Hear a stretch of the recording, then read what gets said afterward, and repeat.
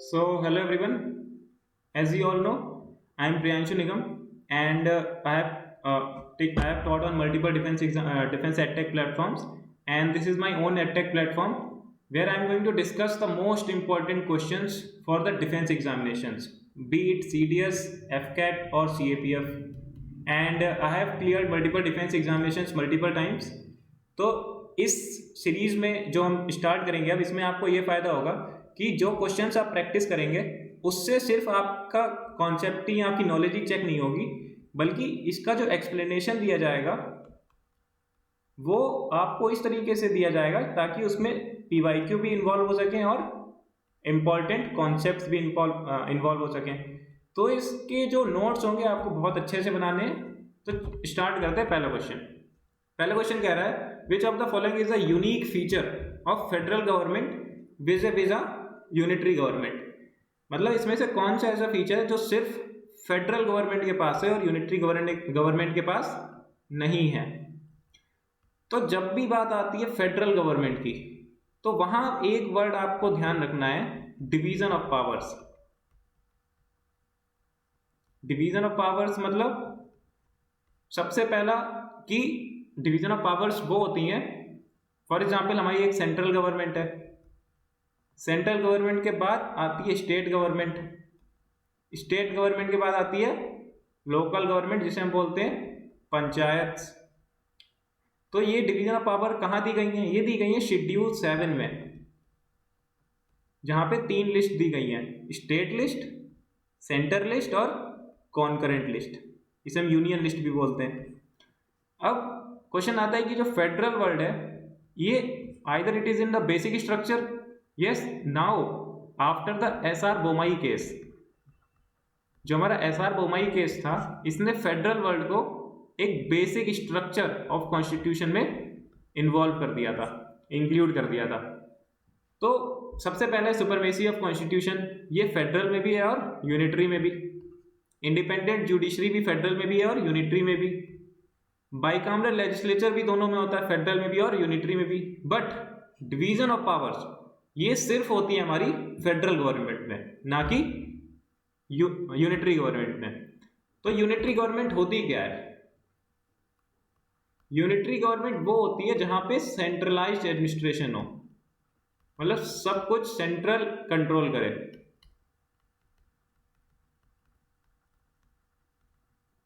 अब क्वेश्चन आता है कि इंडिया क्या है? इंडिया ना ही फेडरल है ना ही यूनिटरी है, इंडिया इज क्वासी फेडरल। अब ये क्वासी फेडरल वर्ड किसने दिया था? कीसी वियर ने। ये एग्जाम्पल स्पेलिंग आप खुद से भी देख लीजिएगा एक बार। तो इंडिया फेडरल कब रहती है? नॉर्मल टाइम में। हमने देखा कि हमारे पास 3 लिस्ट है, सेंट्रल यूनियन लिस्ट है, स्टेट लिस्ट है, सब्जेक्ट डिवाइड है उसमें। बट यूनिटरी कब बन जाती है इंडियन गवर्नमेंट? जब नेशनल इमरजेंसी लगती है तो सारी पावर चली जाती है यूनियन गवर्नमेंट के पास। तो ये क्वेश्चन इंपॉर्टेंट है।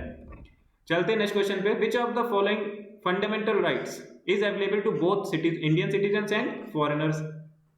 अब फंडामेंटल राइट्स की बात करें तो ये आते हैं पार्ट 3 में, और बहुत सारे फंडामेंटल राइट्स हैं। फॉर एग्जाम्पल 14 से लेके 18 तक कौन सा है?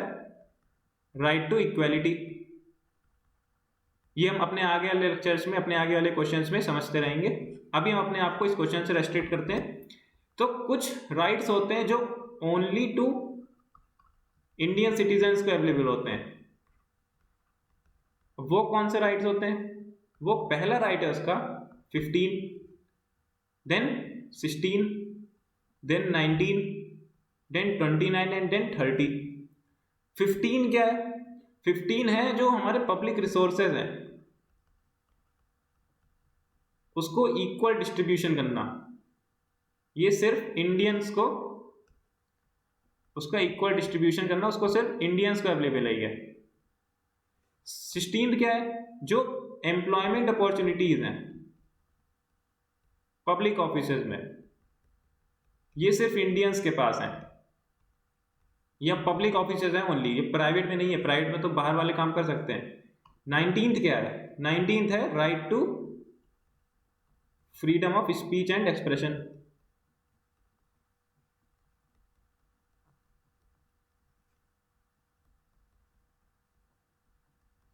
29 एंड 30 क्या है, ये माइनॉरिटी राइट्स हैं। माइनॉरिटी राइट्स, इसमें एजुकेशन भी आते हैं और कल्चरल राइट्स भी आते हैं, एजुकेशनल एंड कल्चरल राइट्स। मतलब ये अपना एजुकेशनल वाला इंस्टीट्यूट इंडिया में इस्टेब्लिश कर सकते हैं, बट ओनली इंडियंस। तो ये वाले सारे राइट्स हैं जो कि सिर्फ इंडियंस को अवेलेबल हैं, ना कि फॉरेनर्स को। अब अपने क्वेश्चन देखते हैं। Right to practice any profession और कैरी एनी ऑक्यूपेशन, ये एक आर्टिकल है, ये आता है हमारे आर्टिकल नंबर, ये आता है कौन से आर्टिकल में, हमारे आर्टिकल नंबर 16 में। तो ये है हमारा एक ऐसा राइट जो आता है हमारे आर्टिकल नंबर 19(1)(g) में। ये सिर्फ, जैसे कि हमने बताया था कि 15, 16, 19 में सिर्फ इंडियंस को ही अलाउ है, तो ये फॉरेनर्स को अलाउ नहीं है। सेकेंड है right to profess, practice and propagate religion. ये रिलीजियस लॉज आते हैं आर्टिकल नंबर 25 में, और ये हमारे लिस्ट में नहीं आते जो कि सिर्फ इंडियंस के अवेलेबल है। तो मतलब ये फॉरेनर्स को भी दिए जाते हैं और इंडियंस को भी। Right to minorities to conserve language, script and culture, ये किस में आता है, आर्टिकल नंबर 29 में। तो ये भी आता है सिर्फ इंडियंस को, और ये फॉरेनर्स को नहीं मिलते हैं। Right of minorities to establish and administer educational institutions, ये किस में आता है, आर्टिकल नंबर 30 में। तो ये भी सिर्फ इंडियंस को अवेलेबल है, सो ये भी फॉरेनर्स को अवेलेबल नहीं है। So our correct answer is of this question is option number B. अब हमने देख लिया कितने कौन से राइट्स हैं हमारे पास। सबसे पहला माइनॉरिटी राइट्स देखे हमने 29, 30 में। राइट टू प्रोफेशन देखा, प्रोफेशन किस में आता है हमारा, आर्टिकल नंबर 19(1)(g) में। और जो एम्प्लॉयमेंट अपॉर्चुनिटीज है वो 16 में आती है, पर प्रोफेशन आता है हमारा 19 में। सो ये है इसका correct answer, option number B. चलते हैं नेक्स्ट क्वेश्चन पे। The East India company's public affairs and its administration in India were directly came under supreme control of British government by which of the following act. तो जो public affairs थे, जो east India company थी जो कि India में rule कर रही थी, तो इसके जो एडमिनिस्ट्रेटिव वर्क था, पब्लिक अफेयर्स थे, वो जो ब्रिटिश गवर्नमेंट ने थे अपने कंट्रोल में ले लिए थे। इनमें से कौन से एक्ट के द्वारा, तो वो ले लिए थे हमारे पिट्स इंडिया एक्ट्स के द्वारा। तो एक ये पॉइंट हो गया पिट्स इंडिया एक्ट्स का। अब पिट्स इंडिया एक्ट्स के बारे में हमें और भी देखना है। सबसे पहला पॉइंट है, एक तो हमारा यही हो गया कि इसने पब्लिक अफेयर्स ले लिए, पॉइंट तो ध्यान रखिएगा। इसके अलावा इसने एक डुअल कंट्रोल इस्टेब्लिश किया। डुअल कंट्रोल कैसे किया इस्टेब्लिश, 2 बोर्ड्स इस्टेब्लिश करे। सबसे पहला बोर्ड ऑफ कंट्रोल, और दूसरा इस्टेब्लिश किया बोर्ड ऑफ डायरेक्टर्स। अब बोर्ड ऑफ कंट्रोल का क्या काम था, बोर्ड ऑफ कंट्रोल का काम था जो मेनली ब्रिटिश गवर्नमेंट के पास था। वो क्या संभालते थे, वो मिलिट्री संभालते थे, रेवेन्यू संभालते थे, एटसेट्रा। और बोर्ड ऑफ डायरेक्टर्स के पास क्या था, काम क्या था, जो कमर्शियल ऑपरेशंस थे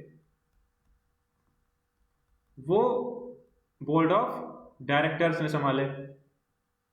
तो इसी पिट्स इंडिया एक्ट्स को बोला जाता है कि ये फर्स्ट इंटरवेंशन है बाय ब्रिटिश गवर्नमेंट।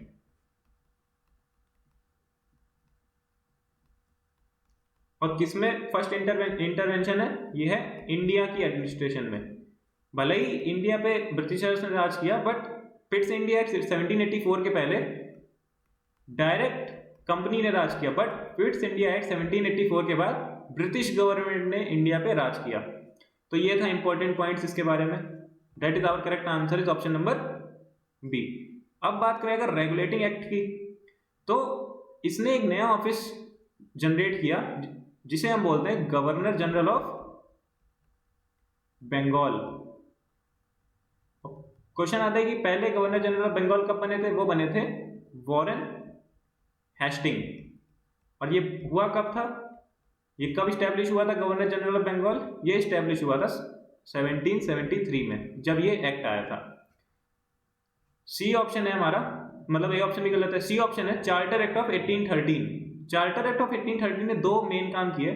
पहला तो इसने ईस्ट इंडिया कंपनी की ट्रेड मोनोपोली खत्म कर दी, ट्रेड मोनोपोली खत्म कर दी। बट इसमें दो चीजें उसने छोड़ दी कि जो टी का ट्रेड था, टी का ट्रेड था और ट्रेड विद चाइना था, इसने ये दोनों चीजें छोड़ के बाकी सारी जगह पे मोनोपोली ईस्ट इंडिया कंपनी की खत्म कर दी। दूसरा पॉइंट इंपॉर्टेंट है इसका कि इसने जो क्रिश्चियन मैन वो थे मिशनरीज मतलब प्रीस्ट उनको इंडिया में आने दिया ताकि वो अपना कल्चर फैला सके, अपना रिलीजन फैला सके। तो ये दोनों पॉइंट हुए चार्टर एक्ट ऑफ 1813 की वजह से।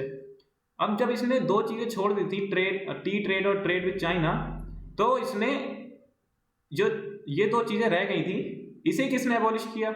इसे चार्टर एक्ट 1833 ने बाद में एबॉलिश कर दिया। तो ये भी पॉइंट ध्यान रखना है। बचा हमारा आखिरी point D option, that is government of India act 1858। ये आया था रिवोल्ट ऑफ 1857 के बाद। इसमें ऐसा हुआ था कि जितनी भी पावर्स थी सारी पावर्स डायरेक्टली चली गई थी ब्रिटिश गवर्नमेंट के पास, मतलब जो लंदन में बैठी थी। तो ये आया था गवर्नमेंट ऑफ इंडिया एक्ट 1858 से। So D option is also wrong. So our correct answer is option number B. चलते हैं नेक्स्ट क्वेश्चन पे अपने। क्वेश्चन कह रहा है consider the following statements regarding royal Indian mutiny of 1946। तो पहला स्टेटमेंट तो हमें यही मिल गया कि रॉयल इंडियन म्यूटिनी कब हुई थी 1946 में। अब ये हुई किसकी वजह से थी? ये हुई थी हमारे जो इंडियन नेशनल आर्मी के ट्रायल्स हुए थे। ये कब हुए थे? ये 1945 में हुए थे और 1946 की स्टार्टिंग में हुए थे। इसकी वजह से इन्होंने रॉयल इंडियन म्यूटिनी कर दी। अब इसके और रीजन क्या था कि रॉयल इंडियन म्यूटिनी हुई क्यों थी, मतलब कॉजेस पहले देख लें कि जो हमारे जो सोल्जर्स थे हमारे, वो उनके पास कोई वर्किंग कंडीशन अच्छी नहीं थी। वर्किंग कंडीशन मतलब उन्हें ज्यादा काम किया जाता और कम पैसे दिया जाता था, उन्हें खाना अच्छा नहीं दिया जा रहा था, उन्हें रेशियल डिस्क्रिमिनेशन देखना पड़ रहा था। रेशियल डिस्क्रिमिनेशन मतलब कि उनके जो जूनियर थे but they were from Europe countries, they were from England, तो उनको जल्दी प्रमोशन दे दिया जा रहा था as compare to Indian National Army के, मतलब जो हमारी रॉयल इंडियन म्यूटिनी के थे, जो नेवी से रिलेटेड थे। इसमें स्लोगन क्या दिया गया था? इसमें मेनली जय हिंद का स्लोगन दिया गया था और रिलीज आईएनए प्रिजनर्स का स्लोगन दिया गया था। तो ये वाले इसके स्लोगन्स थे। तो अपना क्वेश्चन पढ़ते हैं। पहला स्टेटमेंट है, it was influenced by political ideas and ideals of Indian National army. So this statement is correct, क्योंकि आईएनए ट्रायल से ही मोटिवेट हुए थे। तो ये सही है हमारा स्टेटमेंट। सेकंड है, the general public remained largely unaffected by the mutiny, keeping it restricted to services.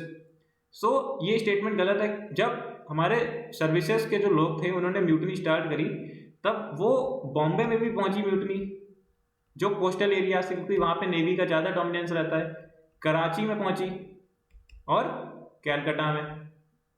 तो वहां भी इसका जो इम्पैक्ट था वो भी देखने को मिला। तो सेकंड स्टेटमेंट इज रॉन्ग।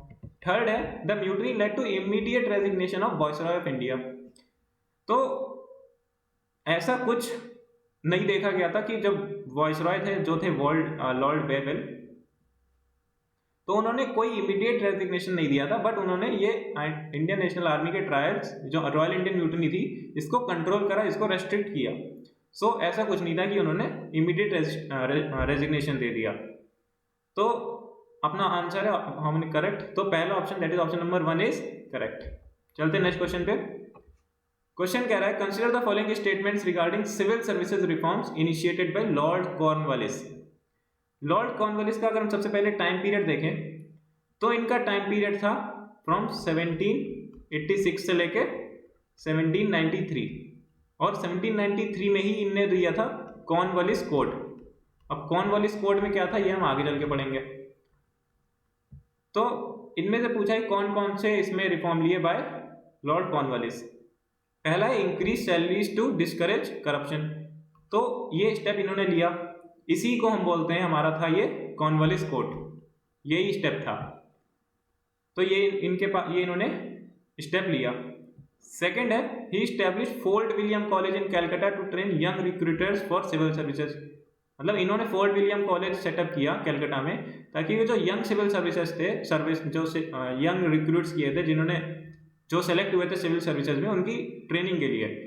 तो ये लॉर्ड कॉर्नवालिस ने ना करके ये किया था लॉर्ड वेलेस्ले ने। और ये लॉर्ड कॉर्नवालिस तो सॉरी फॉर डिस्टर्बेंस, तो ये लॉर्ड कॉर्नवालिस ने नहीं किया था।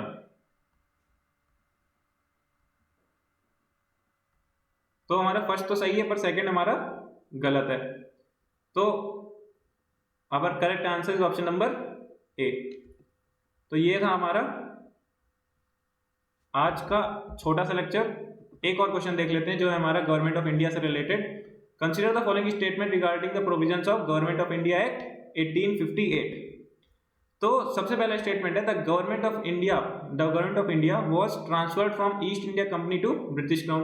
हमने सबसे पहले स्टेटमेंट में देखा, सबसे पहले क्वेश्चन में देखा था, पहले या दूसरे में, कि जो पावर्स थी वो गवर्नमेंट ऑफ इंडिया जो ईस्ट इंडिया कंपनी संभालती थी वो ब्रिटिश गवर्नमेंट के पास चली गई थी। ये स्टेटमेंट सही है। और ये एक्ट आया क्यों था? जो रिवोल्ट हुआ था 1857 में, उसकी वजह से ये एक्ट लाया गया था। तो पहला स्टेटमेंट सही है। दूसरा स्टेटमेंट है board of control was now advised as secretary of state for India. पर हमने देखा था बोर्ड ऑफ कंट्रोल बनाया किसने था? बोर्ड ऑफ कंट्रोल बनाया था हमारे पिट्स इंडिया एक्ट में, ना कि हमारे गवर्नमेंट ऑफ इंडिया एक्ट 1858 ने। सो सेकंड स्टेटमेंट हमारा गलत है। थर्ड स्टेटमेंट है the viceroy of India was member of advisory body that counselled the secretary of state for India. So this statement is also incorrect, क्योंकि जो viceroy था उसे executive head of India बना दिया गया था, ना कि एडवाइजरी बॉडी। सो ये भी गलत है हमारा। सो और correct answer is option number A, that is one only. So आज के लिए इतना ही रखते हैं, क्योंकि अगली बार से हमारे साइंस के क्वेश्चन शुरू हैं। तो इस वाले क्वेश्चन से जो बताया कॉन्सेप्ट उन्हें अच्छे से रिवाइज करिए और पढ़ते रहिए। Thank you so much.